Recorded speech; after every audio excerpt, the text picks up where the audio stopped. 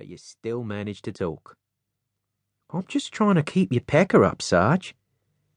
With whinges and moans, just belt up and keep waiting. We'll get there any moment now, and then you can do a bit of spine bashing. He meant have a rest. And tend to your eyes and other swollen parts, including your balls, if you've got any, that is. I don't remember, Red said with feeling. My memory doesn't stretch back that far. He had served with Shagger in Borneo, and formed a solid friendship that included a lot of banter. He felt easy with the man, but then having a philosophical disposition, he rubbed along with most people. Actually, he said, noticing with gratitude that the water was now below his waist, which meant they were moving up onto higher ground. I prefer this to Borneo, Sarge. I couldn't stand the bridges in that country. No head for heights, me. You did all right, Shagger said. In fact, Red had been terrific. Of all the many terrifying aspects of the campaign in Borneo, the worst was crossing the swaying walkways that spanned the wide and deep gorges, with rapids boiling through bottlenecks formed by rock outcroppings hundreds of feet below.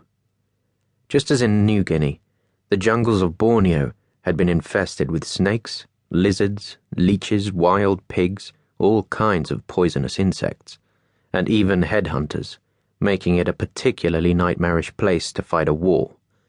And yet neither snakes nor headhunters were a match for the dizzying aerial walkways when it came to striking terror into even the most courageous men. The walkways were crude bridges consisting of 3 lengths of thick bamboo laid side by side and strapped together with rattan, hardly much wider than 2 human feet placed close together. The uprights angled out and in again overhead, and were strapped with rattan to the horizontal holds. You could slide your hands along the holds only as far as the next upright.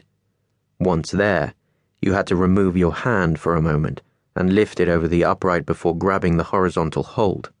All the time you were doing this, inching forward perhaps 150 feet above a roaring torrent. The narrow walkway was creaking and swinging dangerously in the wind that swept along the gorge. It was like walking in thin air. Even worse, the Australians often had to use the walkways when they were making their way back from a jungle patrol and being pursued by Indonesian troops. At such times, the enemy could use the walkways as shooting galleries, in which the Aussies made highly visible targets as they inched their way across. This had been the experience of Shagger and Red during their last patrol before returning to Perth.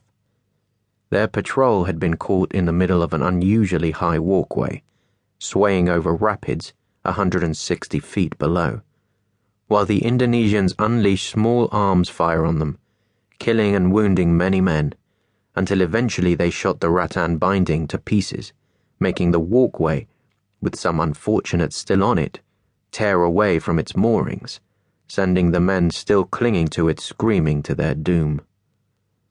Shagger, though more experienced than Red, had suffered nightmares about that incident for weeks after the event.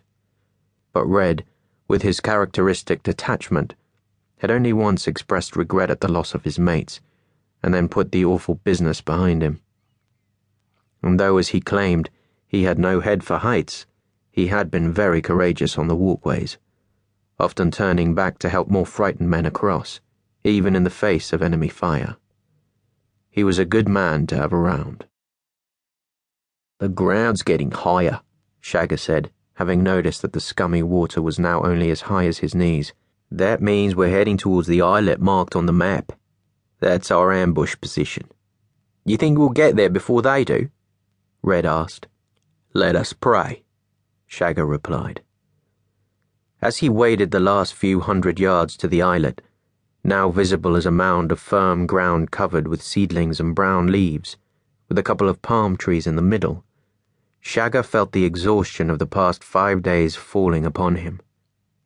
3 Squadron SAS had been sent to New Guinea to deploy patrols through forward airfields by helicopter and light aircraft, to patrol and navigate through tropical jungle and mountain terrain, to practice communications and resupply, and to liaise with the indigenous people.